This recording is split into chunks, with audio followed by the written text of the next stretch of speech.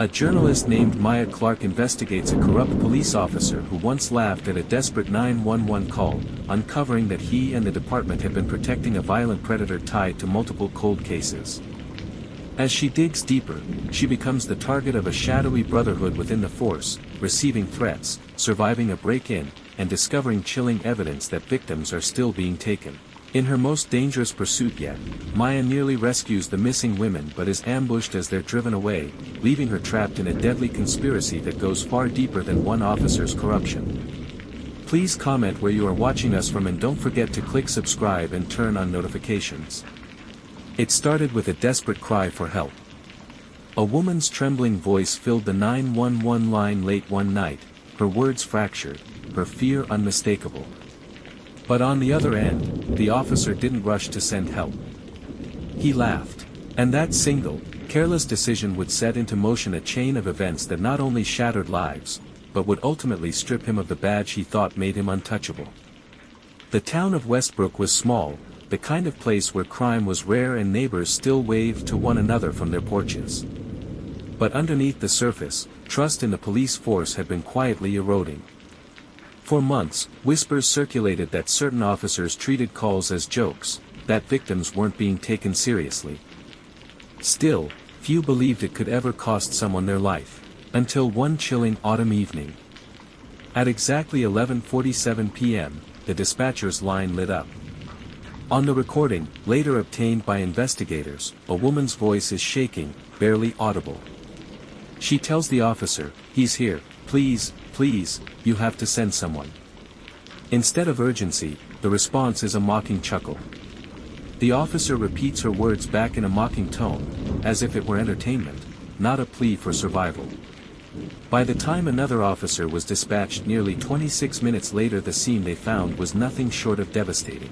The woman, identified as Elena Ramirez, was found unconscious, brutally attacked inside her own home. Her front door had been kicked in, her belongings scattered, and her child, only 6 years old, was found crying in the corner, unharmed but forever traumatized. When the story broke, the community demanded answers. How could a sworn officer mock a victim begging for her life? Why wasn't help sent immediately? The police department tried to bury the story at first. Internal memos labeled it as miscommunication. They claimed the officer thought it was a prank call. But leaked audio told a much darker story. The laughter. The dismissive tone. The long silence before finally transferring the call. And once the audio surfaced, it spread like wildfire. News outlets replayed it. Families of other victims came forward, sharing eerily similar stories of being brushed off, ignored, or ridiculed. One woman said her teenage daughter's disappearance was once dismissed as just a runaway. Another said her elderly mother's burglary call was laughed off because she sounded confused. It wasn't just negligence anymore. It was a pattern. As investigations deepened, something startling came to light. Officer Mark Delaney, the one caught laughing on the call, had a troubling history. Not only had he racked up dozens of citizen complaints, but there were also recordings of him boasting to colleagues about how he could spot fake calls a mile away. But this time, he was wrong. Deadly wrong. What no one expected, was that the person Elena feared that night wasn't a stranger. It was someone she knew. Someone she had reported multiple times before. And each time, her complaints were filed away, dismissed, or ignored. And the officer who handled those complaints? The very same man who laughed at her final call. The fallout was immediate. Protests filled the streets. Elena's family filed a lawsuit against the department. And Officer Delaney? He was placed on administrative leave. But behind the scenes, investigators uncovered something even more explosive, an entire backlog of ignored cases, some of which could be linked to unsolved crimes stretching back years. And then, just as pressure mounted for criminal charges against the officer, a new piece of evidence surfaced. A second recording. One that suggested Delaney wasn't just ignoring victims, he may have been covering for someone far closer to the crimes than anyone could have imagined. After the release of the chilling 911 audio, internal affairs dug into Delaney's record. What they found wasn't just negligence, it was deliberate misconduct. Over the years, dozens of complaints against him had vanished from official files. Reports filed by victims were missing pages. Witness statements seemed to have been misplaced. And at the center of it all, cases involving domestic violence, harassment, and stalking, many with the same disturbing detail. They had ties to a single name. Elena Ramirez's estranged ex-partner. A man with a long history of violence, and someone Delaney seemed determined to shield from consequence. Investigators soon uncovered a second recording, never meant to see the light of day.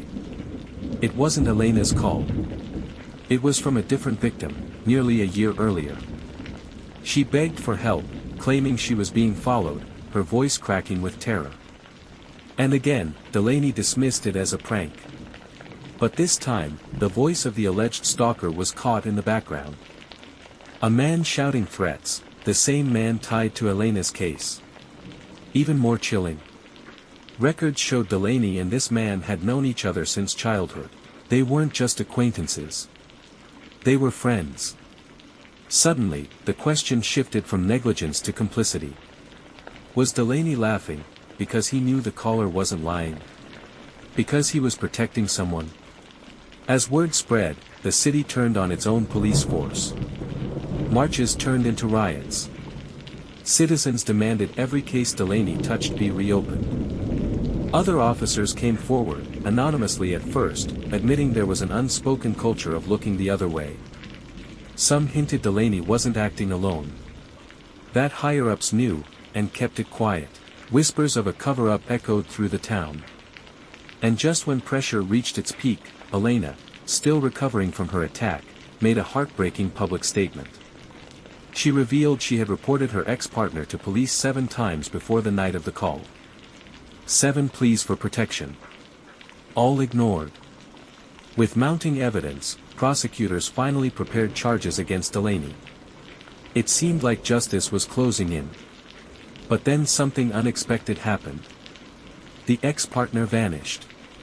Gone without a trace. No one knew if he was hiding, or being protected. And in a final, haunting twist, leaked documents suggested this man wasn't just connected to Elena. His name appeared in connection to multiple cold cases disappearances that had plagued Westbrook for over a decade. Detectives began combing through old files, searching for patterns. What they found sent shivers through the department. A missing teenager, last seen walking home from school in 2014. A young mother whose car was discovered abandoned on the edge of town. 2 brothers who disappeared after a local fair. In nearly every file, one name appeared in witness statements, sometimes as a neighbor, sometimes as a coworker, other times just as a man seen nearby. Elena's ex-partner. Yet none of those leads had ever been pursued. Reports were incomplete. Evidence mysteriously lost. And the officers responsible? Almost always. Officer Delaney. It became clear this wasn't incompetence, it was obstruction. Delaney hadn't acted alone. Retired officers admitted, off the record, that there was pressure to close cases quickly. Some even hinted that Delaney's friend had connections inside the department. A brother. A cousin. Someone with influence. Whispers turned into allegations. What if the department had been protecting him all along? And when journalists pressed for answers, the department's responses grew stranger. Public records requests were denied. Files were said to be lost in a flood. Some officers who spoke out claimed they were followed, even threatened. The deeper the investigation went, the clearer it became this wasn't just about one corrupt officer. It was about a system built to shield a predator. Then came the breakthrough. A retired detective, frustrated with years of silence, leaked photographs from an unsolved case in 2011. The images showed a remote cabin outside town, raided after reports of screams in the night. Inside were chilling items, women's clothing, children's toys, and a journal filled with disturbing notes. The cabin was linked to Elena's ex-partner. But back then, the case had been quietly closed, labeled as no evidence of a crime. Why? Because Officer Delaney signed the report, claiming the items were unrelated junk. For the first time, investigators realized the truth: Elena's ex wasn't just an abuser. He may have been a serial predator hiding in plain sight, protected by the very people sworn to stop him. Now, with the ex-partner missing, fears spread that he was on the move again. That he could already be targeting someone new. But then, just as the story threatened to fade into rumor, an anonymous package arrived at a local journalist's office. Inside was a single cassette tape. On it, a voice recording, a man laughing. And in the background, a woman screaming for help. In part 2, we'll follow the trail of this mysterious tape. Who sent it? Was it a warning, or a threat? And could it finally expose the full truth about the man the police let slip away? Please click subscribe and turn on notifications. Thanks for watching.